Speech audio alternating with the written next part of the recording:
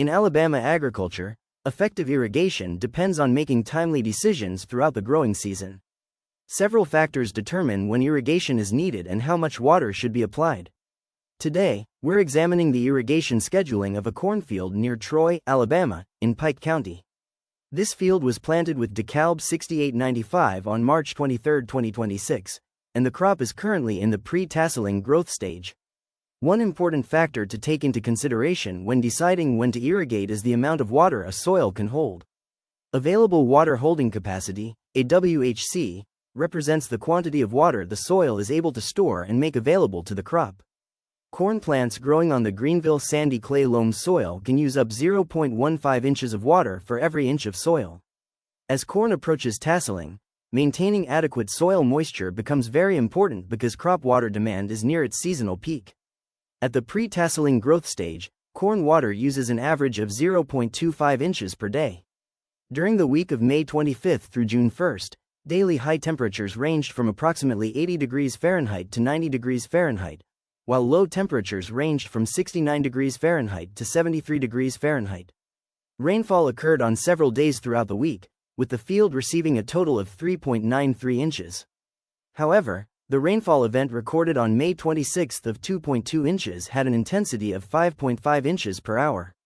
This AquaSpy soil moisture data shows how available soil moisture changes over time in response to crop water use, irrigation, and rainfall events. Monitoring these trends helps determine when irrigation is needed to maintain soil moisture within the optimal range and prevent crop stress. On this graph, the blue line at 100% represents soil field capacity, while the green zone indicates the optimal moisture range where corn can grow without water stress.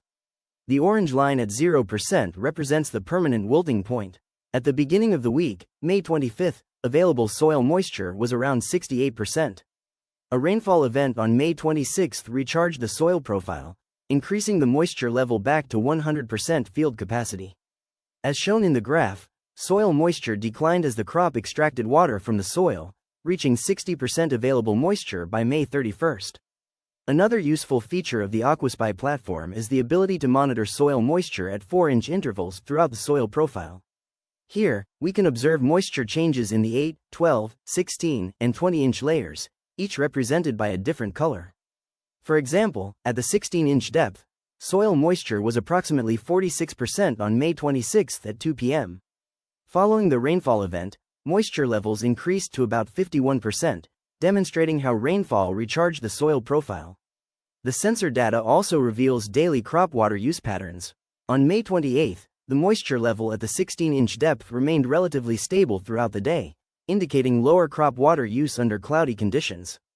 In contrast, on May 31, moisture levels declined rapidly during the day, reflecting increased water uptake under warmer, sunnier conditions, as shown on the previous weather graph. These patterns help confirm that the crop is entering a period of high water demand consistent with the pre-tasseling growth stage. A key lesson from this field is that not all rainfall ends up in the crop's root zone.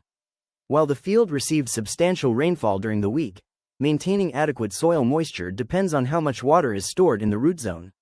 Although more than 2 inches of rain fell on May 26, the AquaSpy sensor detected only a small increase in soil moisture.